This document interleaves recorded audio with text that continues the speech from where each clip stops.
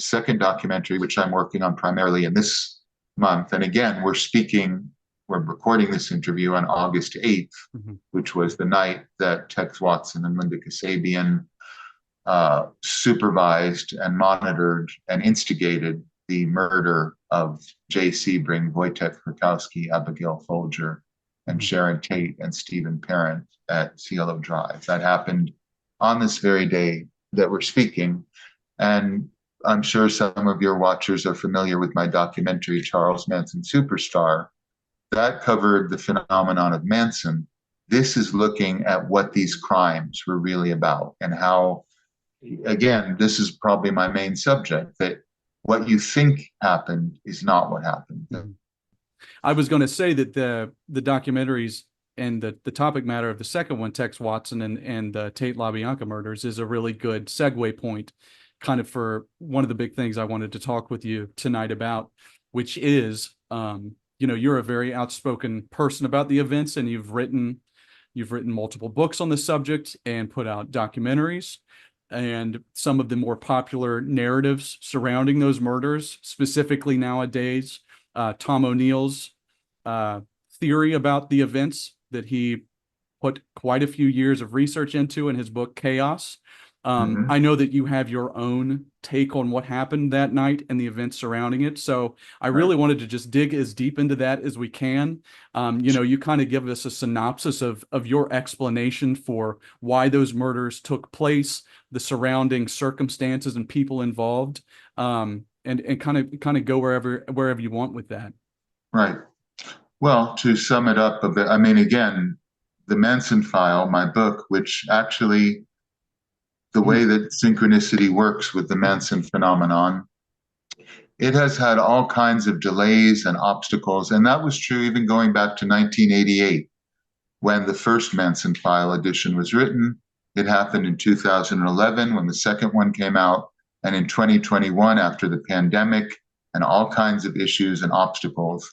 So the US distribution version of the Manson File, which is printed by a British company called Surrealist Research, is now being distributed by Cargo Records and Torn Light Records in the US. And just by sheer coincidence, the first copies are now hitting US customers today, August 8th, which is the anniversary of the Cielo Drive crime.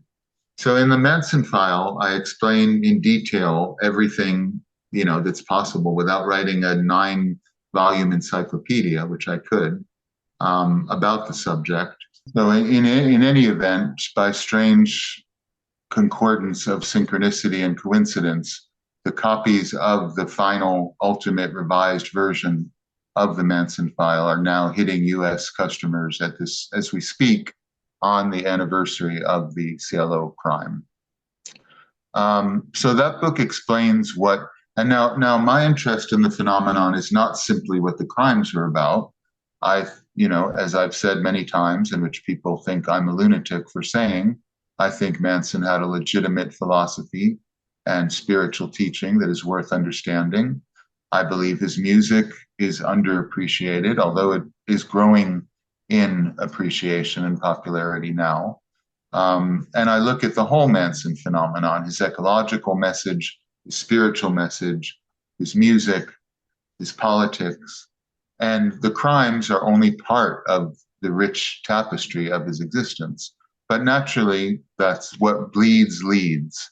And so that's what's going on now, is that when Vincent Bugliosi died in 2015, he started to become discredited. The Helter Skelter theory, which I have always been fighting, and from the beginning of my literary career in 1988, and even before that, in television interviews, I have always countered the ridiculous race war, Helter Skelter narrative of Vincent Bugliosi.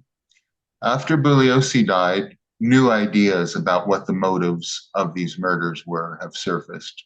And as you said, one of them is Tom O'Neill's book, Chaos, which came out in 2019. And I totally refute that. I think it is as ridiculous as the Helter Skelter theory. I think there's absolutely no grounding that Charles Manson was involved with the CIA or MK Ultra whatsoever. I think the evidence in it is based on exaggeration, embellishment, distortion, and frankly, outright lying. I think that Tom O'Neill took advantage of a lot of the people he interviewed and misrepresented what they said and presented a very false idea of what happened. And I think it's extremely irresponsible to the memory of the victims to present it that way. It was not a government orchestrated plot. And I think one really hilarious, ironic thing about it is Tom O'Neill is an arch liberal and Democrat, who despises Trump and MAGA, and the people who have embraced chaos, the people who have embraced his theories about a deep state MK Ultra mind control conspiracy, and basically the rehashing of a Mae Brussell, Dave McGowan idea that the counterculture was a test tube baby created by the CIA as some kind of sinister social engineering plot, and that the murders were somehow a result of MK Ultra mind control experiment gone wrong. I reject it entirely, not even give it the slightest bit of credence. And I explain why in my book, and I will explain why even in more depth, because it's necessary in the documentary I'm making. So I want to make that clear.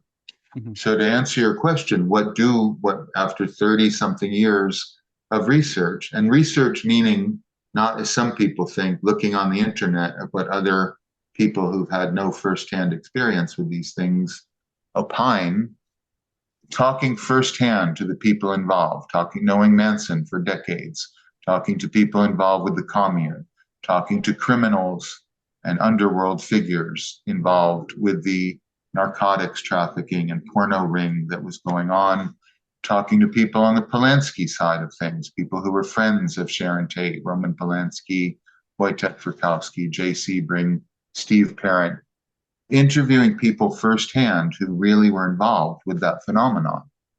People in the Beach Boys entourage, people who knew Terry Melcher.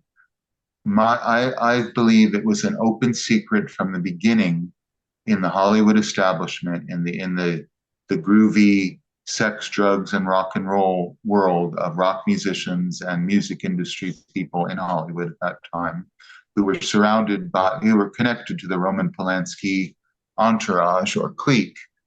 I have seen it was an open secret that this was a drug deal gone wrong, that Tex Watson and Linda Kasabian were not strangers to the people that they killed, that they were people who knew each other in the narcotics underworld, had a long relationship, and basically the murders opened the curtain a little bit to a seething cesspool of corruption in Hollywood that involved pornography, a private porno ring, international narcotics trafficking on a very high level, money laundering involved with Paramount Studios and the movie industry, and just basically would reveal the level of debauchery of Jeffrey Epstein level going on in the film industry, had the truth been known. Mm-hmm. And what it comes down to is something very sordid and very banal that happens all the time. It was a disagreement about payment,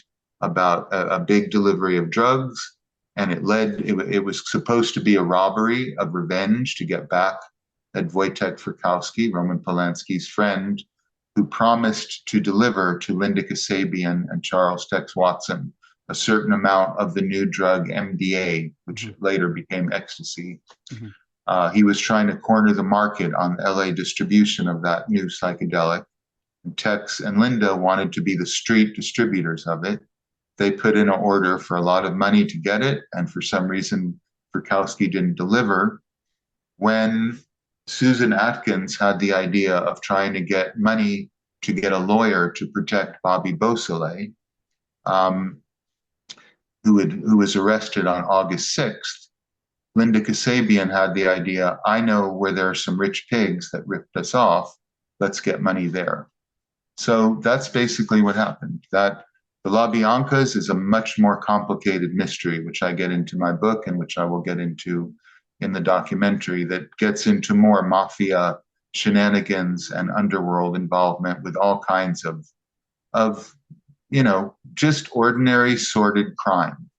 Nothing to do with occultism, nothing to do with the CIA, but high level criminal activity. And as Charlie made two statements about the crimes that I think are germane. He said, gangsters are always killing other gangsters. And that's basically what happened. That is criminal rivalry among drug dealers, which is, a very common thing in the underworld. That was the basis of what happened at Cielo Drive. Though there were other personal hostilities between these people and other connections. But the main thing that motivated the killing was Tex Watson was on speed that night. Linda Kasabian was, Susan Atkins.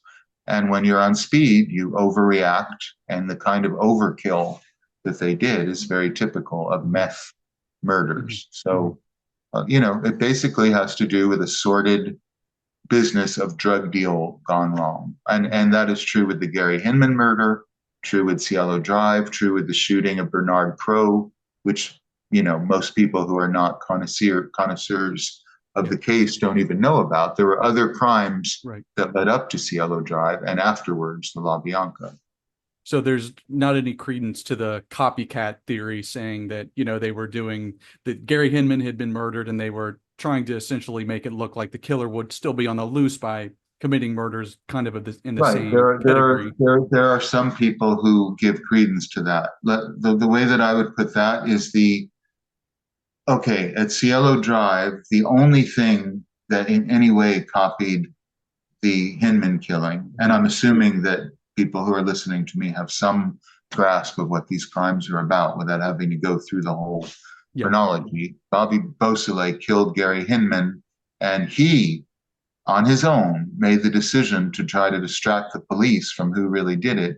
He put up the words political piggy in Gary Hinman's blood, and he made a paw print that indicated the signature of the Black Panthers, because the paw print was the symbol of the Black Panther Party. So he was trying to blame blacks for the murder of his friend Gary Hinman in a routine misunderstanding about a drug payment. Since it's pretty commonly agreed upon now that the Bugliosi narrative of the race war, is not true, why would Beausoleil have had a motivation to pin the murder on the Black Panthers? Well, the answer is in your question. Basically, Bugliosi took the fact that Beausoleil, and not Manson, but Beausoleil used this racist thing because Gary Hinman was a leftist. He supported radical causes like the Black Panthers and that sort of thing. And Bobby Beausoleil, at the time, though he won't admit it now, was rather right-wing. He was reading things like Yaki's Imperium. He definitely had racist and right-wing sympathies, and he didn't like or approve of Gary Hinman's leftist support of Black power and that kind of thing. So, he basically, in a moment of desperation, tried to pin this on blacks, but it wasn't part of some master plan to create a race war. Bugliosi took that and ran with it. Now, I have some people who characterize me as a Manson apologist and have said that I'm claiming that Helter Skelter was invented by Bugliosi. I want to correct that. Helter Skelter was something that the communes spoke about in general. When Manson was in prison in Terminal Island in the 60s, he met not Black Panthers, but Nation of Islam members, followers of Elijah Muhammad and Malcolm X, who were talking about, when we get out of prison, there's going to be a revolution. We're going to kill Whitey. There's going to be a race war. He came out of prison believing, and if you look at the events of 1968, when Martin Luther King was shot and there was, racial strife and riots all over America, this was a very common idea that there is going to be a race war. It isn't that Manson wanted to start one, it's that he believed there was going to be one, and that he should take his loose-linked group, this commune that was never called The Family, by the way. Didn't even have a name. That's something the media glommed onto it. Ed Sanders. Partially Ed Sanders because of the name of the book, The Family. Also, Greg Jacobson had the idea to call the group, the band, the musical group that Charlie had, Family Jams. And so, there's a vague connection there, but there were all kinds of families. There was the family dog in San Francisco. This family idea was a very typical counterculture buzzword. Mm-hmm. So, but to get to the main point, Charlie believed, and there was every ample reason to believe it were true in 1968 and 69, there's going to be a race war, and we should get out of this sick city that's going to fall apart and crumble when there is a race war, and get out to the desert and become survivalists, basically, though that word didn't exist yet, to get away from it. He didn't want to cause it. Bugliosi's perverse genius was to take this loose stone talk about a coming race war and the fact that Bobby Beausoleil did try to pin his murder on non-existent Black murderers into his Helter Skelter theory.